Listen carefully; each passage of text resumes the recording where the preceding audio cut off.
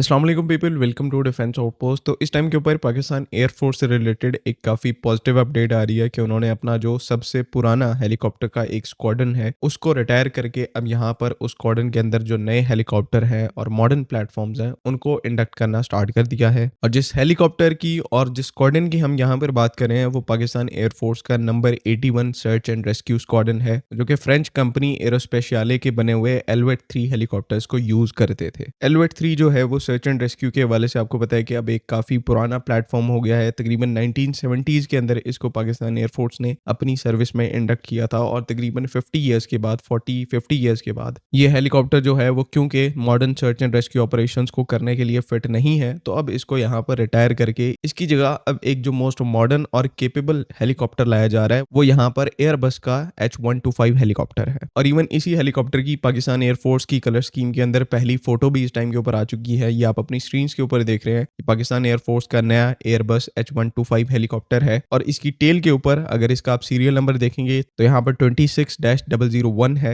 यानी कि इसको इंडक्ट इसी साल किया गया है और ये अपनी पूरी सीरीज का पहला हेलीकॉप्टर है या फिर पहला यूनिट है। तो पीक टाइम में पाकिस्तान एयरफोर्स के पास टोटल के करीब 35 एलवेट 3 हेलीकॉप्टर्स थे, जिनको 2015 के आसपास पाकिस्तान एयरफोर्स की तरफ से अगस्टा वेस्टलैंड AW139 के थ्रू रिप्लेस करना स्टार्ट किया गया था, जो कि इस टाइम के ऊपर दुनिया के one of the best helicopters में से आता है, लेकिन एक एक्सपेंसिव प्लेटफॉर्म है। वहीं पर एयरबस H125 की बात करेंगे तो ये इस टाइम के ऊपर ऐसा हेलीकॉप्टर है जो अपनी हाई एल्टीट्यूड कैरेक्टरिस्टिक्स की वजह से जाना जाता है, यानी कि हाई एल्टीट्यूड्स के ऊपर इस हेलीकॉप्टर की जो परफॉर्मेंस है वो बिल्कुल अनमैच्ड है। इसी वजह से ज्यादातर पूरी दुनिया में सिविल और मिलिट्री डोमेन में जहां पर हाई एल्टीट्यूड ऑपरेशंस की बात आ जाती है तो हर कोई ज्यादातर ये एयरबस का जो H125 प्लेटफॉर्म है इसको प्रेफरेंस देता है। पाकिस्तान में ही बात करेंगे तो पाकिस्तान आर्मी एविएशन जो है वो एक बहुत बड़े नंबर में ऐसे जो H125 प्लेटफॉर्म्स हैं उनको यूज करती है, और स्पेशली जो हमारे नॉर्दर्न एरियाज हैं वहां पर इस हेलीकॉप्टर को डिप्लॉय किया गया है ताकि जो हाई एल्टीट्यूड रेस्क्यू मिशंस हैं उनको इजीली परफॉर्म किया जा सके। और ये हेलीकॉप्टर जो है ये बहुत अच्छे तरीके से उन मिशंस को परफॉर्म करता है। पाकिस्तान एयरफोर्स की भी बात करेंगे तो क्योंकि एलवेट 3 जो है वो भी हाई एल्टीट्यूड ऑपरेशंस की वजह से जाना जाता था, तो उसकी रिप्लेसमेंट के तौर पर ये जो एयरबस का H125 प्लेटफॉर्म है ये और ज्यादा सेंस बनाता है। खैर दोनों ही हेलीकॉप्टर, चाहे वो अगस्टा वेस्टलैंड AW139 हो या फिर एयरबस का ये H125 प्लेटफॉर्म हो, इन दोनों के ही रोल्स काफी ज्यादा स्पेसिफिक और इंपॉर्टेंट है पाकिस्तान एयरफोर्स के अंदर, और दोनों ही हेलीकॉप्टर्स की पाकिस्तान एयरफोर्स को जरूरत है इस टाइम के ऊपर। दोबारा से अगर आप उसी फोटो के ऊपर आ जाए जो कि पाकिस्तान एयरफोर्स के पहले एयरबस H125 प्लेटफॉर्म की है, तो यहाँ पर एक प्रीटी स्टैंडर्ड हेलीकॉप्टर है, ब्लैक कलर की ओवरऑल कलर स्कीम है। उसके बाद यहाँ पर अगर इसके जो प्रीवियस प्लेटफॉर्म है एलवेट 3 उससे कंपेयर करेंगे तो क्योंकि मॉडर्न प्लेटफॉर्म है, काफी ज्यादा रिडंडेंट है, उसके बाद पावर प्लांट जो है वो नया है, एंड ओवरऑल मॉडर्न प्लेटफॉर्म होने की वजह से यहाँ पर जो मेंटेनेंस है वो काफी ज्यादा लो है, जो कि कुछ ऐसे मेन रीजन हैं जिसकी वजह से आप अपनी सर्विस में से पुराने हेलीकॉप्टर्स को निकालकर ये जो ऐसे मोस्ट मॉडर्न और मेंटेनेंस फ्री हेलीकॉप्टर्स हैं उनको आप इंडक्ट कर रहे हो। और अगर इस फोटो को आप देखेंगे तो यहाँ पर ये एक स्टैंडर्ड H125 एयरबस का हेलीकॉप्टर तो है ही, लेकिन साथ में कुछ ऐसी इंडिकेशंस यहाँ पर आ रही हैं जिसकी वजह से यहाँ पर ये लग रहा है कि ये ना सिर्फ एक standard search and rescue helicopter है बल्कि एक स्काउट और लाइट अटैक हेलीकॉप्टर भी है। बिकॉज यहाँ पर ये जो एयरबस का H125 हेलीकॉप्टर प्लेटफॉर्म है इसका एक लाइट अटैक वर्जन भी है जिसे H125M के नाम से जाना जाता है या फिर फेनिक के तौर पर भी उसको रेफर किया जाता है। पाकिस्तान आर्मी एविएशन इस टाइम के ऊपर जो फेनिक हेलीकॉप्टर्स हैं उनका इस्तेमाल कर रही है, उनकी एक्टिव सर्विस में है। और सिंपल H125 के अंदर डिफरेंस यहाँ पर यह है कि इस हेलीकॉप्टर के साइड्स के ऊपर वेपन स्टेशंस माउंटेड हैं या फिर विंग्स को माउंट किया गया है जिनके ऊपर वेपन्स को लगाने के लिए पाइलॉन्स मौजूद हैं। और ये जो विंग्स हैं ये वर्सेटाइल हैं, इनको अटैच किया जा सकता है एंड देन डिटैच किया जा सकता है, यानी कि यहाँ पर एक रिमूवेबल एक्सेसरी है। अब पाकिस्तान एयरफोर्स का ये जो नया H125 प्लेटफॉर्म देखेंगे, इसके अगर फ्यूजलाज के ऊपर आप जूम करेंगे तो उसी सेम स्पॉट के ऊपर, उसी सेम पोजीशन के ऊपर आपको वो जो वेपन स्टेशन है उसको लगाने के लिए कुछ माउंट्स जो हैं वो यहाँ पर नजर आ रहे हैं, और एक पर्टिकुलर जगह बनी हुई है जहां पर उन जो वेपन स्टेशंस हैं या फिर पाइलॉन्स हैं उनको आप लगाकर इसको एक स्काउट अटैक हेलीकॉप्टर के अंदर कन्वर्ट कर सकते हैं। अभी इस टाइम के ऊपर वो पाइलॉन्स जो हैं वो अटैच नहीं हुए पड़े, जिस तरह से पहले बताया कि एक रिमूवेबल एक्सेसरी है, तो इस टाइम के ऊपर उनको अटैच नहीं किया गया, लेकिन अटैच करने की यहाँ पर जगह होना ये इस चीज को एक्सप्लेन करता है कि ये सिंपल एयरबस H125 होने की बजाय हो सकता है यहाँ पर जो इसका स्काउट अटैक वर्जन है H125M या फिर फिनिक के नाम से पाकिस्तान एयरफोर्स ने उस हेलीकॉप्टर को यहाँ पर इंडक्ट किया है। ये जो एयरबस H125 का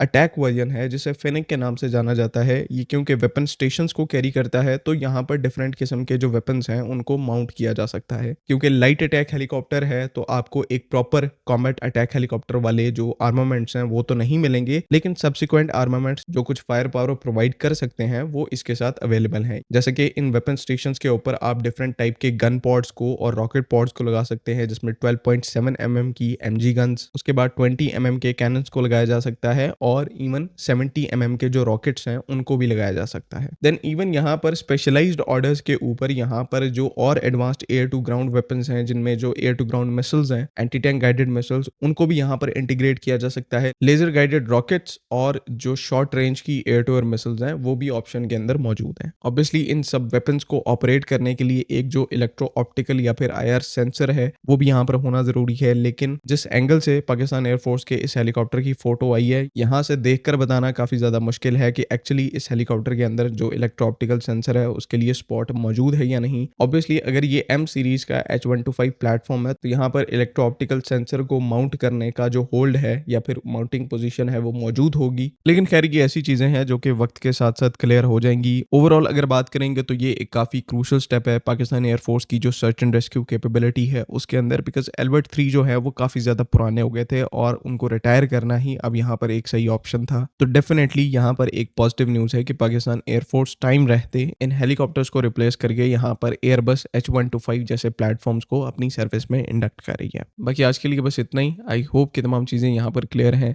अगली वीडियो तक के लिए अल्लाह हाफिज। पाकिस्तान जिंदाबाद।